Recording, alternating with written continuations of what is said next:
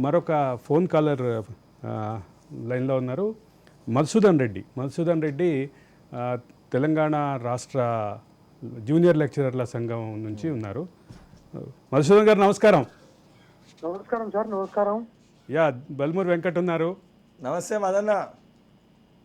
So Telangana భాషలో బల్మూరి వెంకటన్నకు, నా భాషలో బల్మూరి వెంకట తమ్మునికి అన్న హృదయపూర్వకమైనటువంటి అభినందనలు.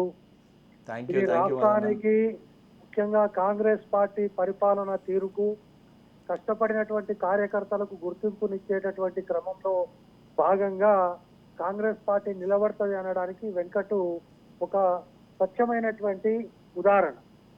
వెంకట్ 2015లో ఎన్ఎస్సిఐ బాధ్యత తీసుకున్నప్పుడు చిమ్మ చీకటి, కారడవి, కాళ్ళకు చెప్పులు లేవు.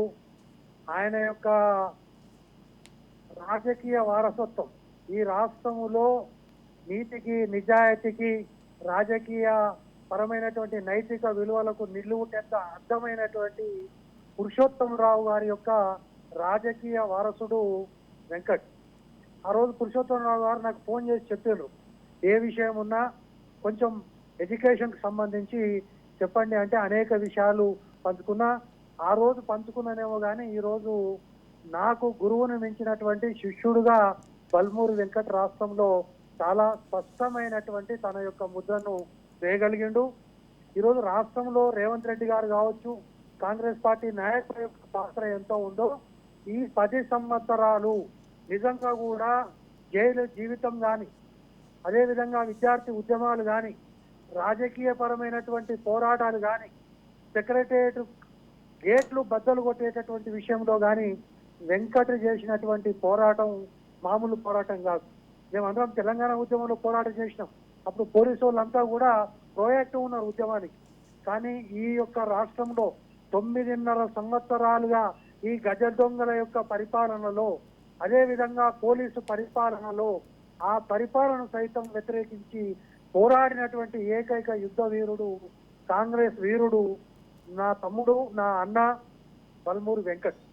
ఈరోజు నిజంగా కూడా గల్లీ నుంచి ఢిల్లీ వరకు రేవంత్ రెడ్డి ఏ నిర్ణయం తీసుకున్నా దాని వెనుక ఒక ఫిలాసఫీ ఉంటుంది అనేటటువంటిది ఈరోజు అధికారుల నియామకంలో కానీ, ఎమ్మెల్సీల యొక్క ఎంపికలో కానీ నిజంగా కూడా ఎవరు బల్మూరి వెంకట్కి ఇంకా చాలా భవిష్యత్తు ఉంది కాబట్టి ఇంకో 10 ఏళ్ల తర్వాత ఆయన ఎంపీ చేయొచ్చని చాలా మంది అనుకున్నారు. కానీ అది కాదు. తమ్ముడు ఖచ్చితంగా ఈ యొక్క రాష్ట్ర శాసన మండలిలో ఒక గొంతుగా మారుతాడు. అది కూడా ప్రభుత్వానికి, ప్రజలకు మధ్యన, ముఖ్యంగా విద్యార్థులకు మధ్యన ఒక అనుసంధానమైనటువంటి పాత్ర పోషించేటటువంటి అద్వితీయమైనటువంటి నాయకుడుగా ఈ దేశంలో అనేక మంది యువ నాయకులు రాజకీయాల్లోకి వచ్చారు. ఆ రాజకీయాలకు వచ్చినటువంటి వాళ్ళలో కాంగ్రెస్ పార్టీలో కూడా చాలా మంది ఉన్నారు. అందులో ఒక ఎన్ఎస్సిఐ పార్టీ నుంచి ఈరోజు పొన్నం ప్రభాకర్ కావచ్చు, లేదా అనేక మంది లీడర్లు ఈరోజు దేశవ్యాప్తంగా రాహుల్ గాంధీ యొక్క స్ఫూర్తితో వచ్చినటువంటి వాళ్ళలో చాలా మంది ఉన్నారు. కాబట్టి వెంకట్ అనేటటువంటి వ్యక్తి ఈరోజు ఎమ్మెల్సీ అయిండు, ఇంకా ఆయన పని అయిపోయింది, ఇంకా ఆయన లక్ష్యం నెరవేర్చుకున్నటువంటిది ఏదైతే వెంకట్ మాటల్లో చెప్పిండో అది నేను 100కి 100 ఈ రోజు వెంకట్ యొక్క పని ప్రారంభమైందని చెప్పి నేను భావిస్తున్నాను. యా, మధుసూదన్ రెడ్డి గారు, వెంకట్ని ఎక్కడ చూడాలనుకుంటున్నారు, ఎట్లా చూడాలనుకుంటున్నారు మీరు భవిష్యత్తులో? తెలంగాణ ప్రజల గుండెల్లో, తెలంగాణ విద్యార్థుల గుండెల్లో, తెలంగాణ నిరుద్యోగుల గుండెల్లో చూడాలనుకుంటున్నా. కానీ మీరు అనుకుని ఉంటారు మీ సమాధానం ఖచ్చితంగా వెంకట్ రాబోయే కాలానికి కాబోయేదేదో అవుతాడు అనేటటువంటిది. అది ఆ లక్ష్యం కానే కాదు. నేను 10 సంవత్సరాల నుంచి దగ్గర నుంచి చూసిన ప్రజల గుండెల్లో ఉన్నవాడు ఆటోమేటిక్ గా ప్రజలు తీసుకొచ్చి ఎక్కడ కూర్చోబెట్టాలనో అక్కడ కూర్చోబెడతాడు. ప్రజల్లో గుండెలో ఉండడానికి, నిరుద్యోగుల్లో గుండెలో ఉండడానికి, విద్యార్థుల యొక్క గుండెలో ఉండడానికి ఈ 10 సంవత్సరాల తెలంగాణ విద్యార్థి ఉద్యమంలో ఒకవేళ చరిత్ర రాస్తే ఆ ఖచ్చితంగా చరిత్రలో సగం పుస్తకం వెంకటైతాడు. నిజంగా కూడా నేను చెప్తున్నా, పబ్లిక్ సర్వీస్ కమిషన్ అనేటటువంటి ఎపిసోడ్ ఏదైతే జరిగిందో ఆ ఎపిసోడ్ జరిగినటువంటి సందర్భంలో దాదాపు ఈ రాష్ట్రంలో అన్ని విద్యార్థి సంఘాలు కూడా పడుకుంటే కేవలం 2-3 విద్యార్థి సంఘాలే గొంతు లేపినాయి. దాంట్లో ప్రధానమైనటువంటి గొంతుక వెంకట్ది. ఈరోజు పబ్లిక్ సర్వీస్ కమిషన్ యొక్క రూపురేఖలు మార్చడంలో ఖచ్చితంగా దాని చరిత్ర రాస్తే దాదాపు 2 అధ్యాయాలు వెంకట ఉంటాయి.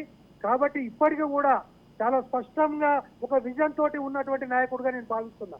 నేను కాంగ్రెస్ పార్టీకి అనుబంధంగా ఉంటా, రేవంత్ రెడ్డికి సహకారంగా ఉంటా, లేదా రేవంత్ రెడ్డికి ఈ యొక్క అడుగులకు మడుగులకు ఇటువంటి విషయాలు చెప్పలేదు. నేను ఖచ్చితంగా రేవంత్ రెడ్డి గారికి ప్రజలకు మధ్య ఒక అనుసంధానమైనటువంటి పాత్ర పోషిస్తా అనేటటువంటి ఏదైతే చెప్పిండో అదొకటి చాలా ఆయనను ఉన్నత శిఖరాలకు తీసుకుపోవడానికి.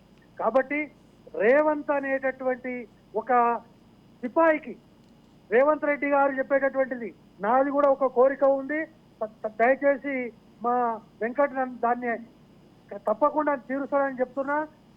రేవంత్ రెడ్డి గారు చాలా స్పష్టంగా చెప్పారు, 10 సంవత్సరాల ఈ యొక్క గజ దొంగల పరిపాలనలో, బందిపోట్ల పరిపాలనలో నష్టపోయిన రాష్ట్రంలో ఏదైతే ఉందో ఆ కుటుంబాన్ని, ఆ పార్టీని 100 అడుగుల లోతులో పూచిపెట్టేటటువంటి మేస్త్రి అని ఏదైతే అన్నాడో ఆ మేస్త్రి కింద ఒక కూలిగా బల్మూరి వెంకట్ అనేటటువంటి ప్రధానమైనటువంటి కూలి పాత్ర ఉంది అనేటటువంటి విధంగా పనిచేసి తెలంగాణను ఆ యొక్క కుటుంబం నుంచి పూర్తిగా విముక్తి చేసే బాధ్యతలో తను సైనికుడిగా ఉండాలని చెప్పి దానికి నా పూర్తి సహకారం ఉంటుందని చెప్పేసి తమ్ముడికి మరొక్కసారి నా హృదయపూర్వకంగా యావత్ తెలంగాణ లెక్చరర్లందరి తరఫున హృదయపూర్వకమైనటువంటి అభినందన తెలియజేస్తున్నాను. Yeah thank you thank you Madanna. Masood Reddy garu. Madanna నాకు first board of intermediate agitation ఏదైతుందో గ్లోబల్ అయిన ఇష్యూగా ఫస్ట్ వారి దగ్గర పోయినప్పుడు నేను ఇష్యూ ఇచ్చినప్పుడు వెంకట్ దీనిపైన కొట్లాడతావా చేస్తావా అంటే 100% చేస్తా అంటే నాకు ఆ రోజు ఫస్ట్ ఇనిషియల్ స్టేజ్లో సపోర్ట్ చేసింది బల్సన్ రెడ్డి అన్న. ఆయన చెప్పినప్పుడు నేను గెలిచినప్పుడు రాత్రి కూడా నిజంగా నేను గెలిచినప్పుడు అర్ధరాత్రి 3 గంటలకు నా రిజల్ట్ వచ్చింది, చెప్పులు లేకుండే కాళ్ళకి. అర్ధరాత్రి పూట బయటకు పోయినప్పుడు అప్పుడు మదన్న ఆ టైంలోనే ఫోన్ చేసి తాతయ్య గారు చెప్తారు, పురుషోత్తం రావు గారు చెప్తే వారితో మాట్లాడింటే అండ్ 100% వారు చూసారు. అంటే స్టెప్ బై స్టెప్ నేను స్టార్టింగ్ స్టేజ్కి వెళ్ళి ఈ స్టేజ్ వరకు ఈ రోజు కూడా దాని ఇన్పుట్స్ అవసరం ఉంటే ఎడ్యుకేషన్కి సంబంధించి ఎస్పెషల్లీ బోర్డ్ ఆఫ్ ఇంటర్మీడియట్లో వారికి ఉన్న అవగాహన ఎవరికి లేదు. వారిని అడిగి వారి దగ్గరికి వెళ్ళి ఇన్పుట్స్ తీసుకుంటుండే. వాళ్ళు కూడా అనేక సందర్భాల్లో ఉన్నారు, వెంకట్ కష్టపడుతున్నావు బట్ రికగ్నేషన్ కూడా రిక్వైర్డ్ అని చెప్పి. సో 100% మదన్న ఇంకోటి నేను నీకు అప్పుడు తమ్మున్నే ఇప్పుడు తమ్మున్నే, సరే పొజిషన్ మారిందేమో కానీ వయసులో చిన్నోని వెంకట్ అప్పుడు తమ్ముని లెక్కనే ఇప్పుడు కూడా అదే వెంకట్ మదన్నకు తమ్ముని లెక్కనే ఉంటా. అదే సందర్భంలో ఆయన ఒక మాట చెప్పిండు, తమ్ముడే మళ్ళీ తెలంగాణ పద్ధతిలో అన్నాన్ని కూడా అంటాం మనం.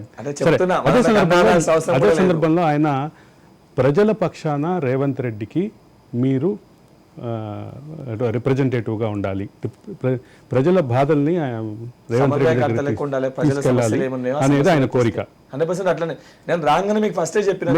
నేను ఒక విషయం చూడగానే నాకు ఇది గుర్తొచ్చింది. ప్రజా భవన్లో ఏదైతే ప్రజావాణి పెట్టారు ఆ రోజు మీరు కూడా లైన్లో నుంచుని రిప్రజెంటేషన్ ఇచ్చారు.